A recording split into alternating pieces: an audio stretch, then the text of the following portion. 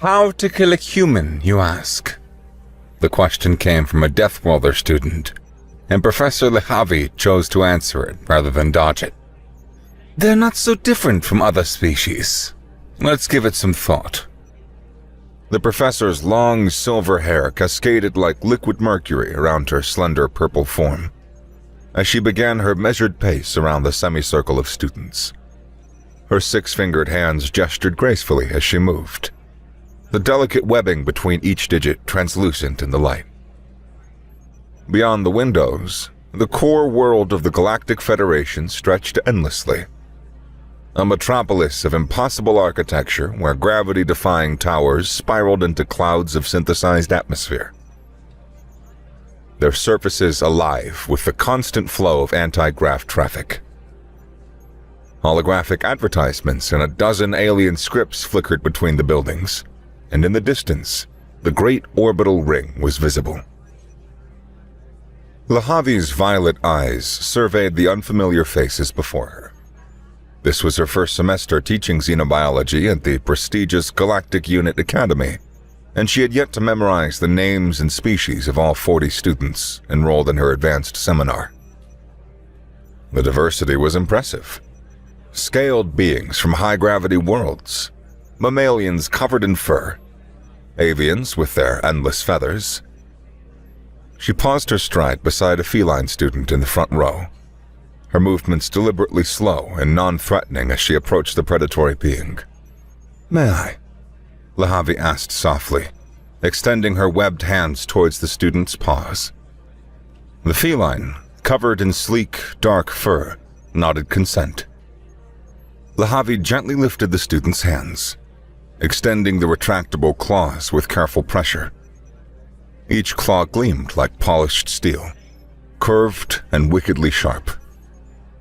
"Now, class, observe these natural weapons. Humans, despite their Deathworld origins, possess remarkably vulnerable anatomy. Their necks in particular are soft and unarmored. The major blood vessel runs close to the surface, protected only by thin skin and minimal muscle tissue. Any galactic citizen equipped with claws such as these could, in theory, end a human's life with a single swift strike across the throat." The feline student tilted her head, her triangular ears swiveling forward with interest. Her voice came out as a purr overlaid with the mechanical translation from her collar. "Professor, does this mean my species could easily defeat humans in combat? We are faster than most races, after all." Lehavi released the student's hands and considered the question. "An interesting query, Liahiri. The historical record on Kalarian-human confrontations is limited. Your species' superior reflexes and natural weaponry certainly would provide advantages." She paused, then added with what she hoped was an encouraging tone. "Still, in a close-quarters ambush scenario, I would be confident in your chances. Speed kills, as they say." Moving through the classroom with the fluid grace her aquatic ancestry provided, Lehavi approached a draconic student whose scales shifted from deep emerald to amber as she drew near. A threat display, she noted with professional interest. The Rapili sat perfectly still. Only his eyes tracked her movement, the nictitating membranes flicking across them every few seconds. She stopped at a respectful distance and simply pointed to his mouth. "Open, please," she requested. The reptilian complied, unhinging his jaw to reveal rows of needle-sharp teeth and, more importantly, the paired venom sacs visible at the back of his throat. "Class, observe the Rapili's primary defense mechanism. Their saliva contains a cocktail of neurotoxins potent enough to paralyze a Mundarian heavy warrior in under 3 minutes. Death follows shortly after as the respiratory system shuts down. I believe, though we lack definitive field data, that his venom would prove equally effective against human physiology. They are, after all, carbon-based oxygen breathers like most of the species it affects." The professor's gaze swept across the diverse assembly, searching for her next example. And in the back row, almost hidden in the shadows cast by tiered seating, sat an enormous figure that immediately drew her attention. The Zothar student barely fit in the reinforced chair designed for larger species. His 4 muscular arms folded across a chest that would have served as a small landing pad. She made her way up the steps, noting how several students instinctively leaned away from the aisle as she passed. Not from her, but from the destination her path clearly indicated. The Zothar watched her approach with eyes like chips of obsidian, unblinking and patient. "And here," Lehavi announced, gesturing to the imposing figure, "we have perhaps the most straightforward example of potential human termination. Our Zothar colleague possesses the raw physical power to simply overwhelm human defenses. Each of his 4 arms can exert approximately 2 times the crushing force of a human's maximum capability." The Zothar remained silent, but Lehavi caught the slight downturn of his mouth. Disapproval? Disagreement? She made a mental note to follow up after class. A glance at the holographic chronometer floating above the lectern told her that the session was drawing to a close. 5 minutes remained. Time for one more example. Her scanning gaze settled on a hooded figure in the middle rows, one she hadn't noticed in her initial survey. There was something about the way they sat, a quality of stillness that spoke either of perfect relaxation or coiled readiness. The ambient danger radiating from the figure made the unusually boisterous Kellar twins in the adjacent seats maintain a careful distance. Intrigued, Lehavi descended the steps and approached the mysterious student. The hood was deep, casting the face in complete shadow, and the loose academic robes gave no hint of the species beneath. Only the hands were visible, resting on the desk. 5-fingered, she noted, which narrowed the possibilities considerably. "Pardon me," she said, pitching her voice to carry to the entire class.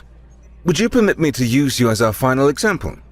I believe your presence here might provide an interesting contrast to our previous discussions." The figure was still for a long moment, then reached up with those 5-fingered hands.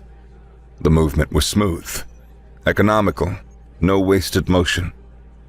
As the hood fell back, Lehavi felt her chromophores, the color-changing cells in her purple skin, flutter in shock. The face revealed was unmistakably human. Warm brown skin, close-cropped black hair, and eyes the color of Earth's mythical coffee bean. His features were sharp, weathered in a way that suggested exposure to harsh environments, and a thin scar ran from his left temple to his jaw. When he smiled, it didn't reach his eyes. "Actually," the human said, his voice carrying easily through the suddenly silent classroom, "that won't work." He stood slowly, and Lehavi realized he was taller than she'd expected, with the kind of lean build that suggested function over form. Lucas, she saw the name on the uniform, moved to the front of the class, every step balanced and purposeful.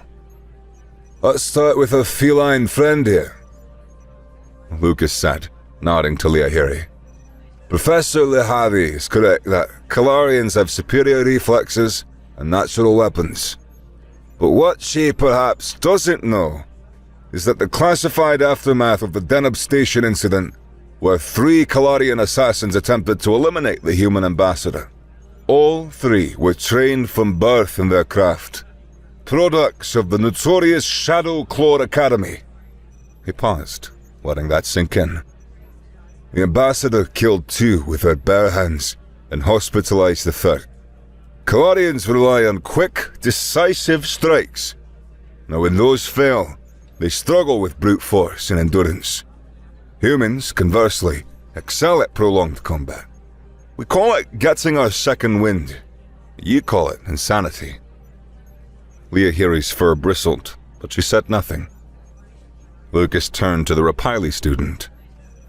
"And as for our venomous friend here, I noticed that you didn't mention the documented cases of human Rapili pairs who engage in what we call close contact without any fatalities. Now, it turns out that human liver function is remarkably efficient at processing your neurotoxins. Oh, it'll make us sick for a few days. Maybe cause some hallucinations, but fatal? Nah, he shook his head. I've seen humans kiss rapidly at frontier bars in the dare. The real danger is the hangover. The reptilian student's scale shifted through several colors, a clear sign of agitation. And our Zothar friend in the back, Lucas continued, his tone remaining conversational despite growing tension in the room. Professor, did you cover the Battle of the Ganther Pass in your historical review? No? Interesting omission. 50 Zothar heavy warriors against a single human platoon. 30 soldiers. Now, the Zothar had every advantage. They had strength, numbers, defensive position. The battle lasted 18 hours. He paused. The humans took the pass. You see, Zothar evolution optimized for explosive power. Perfect for their high-gravity worlds where fights end quickly. But humans, we are persistent predators. We can maintain moderate activity for days.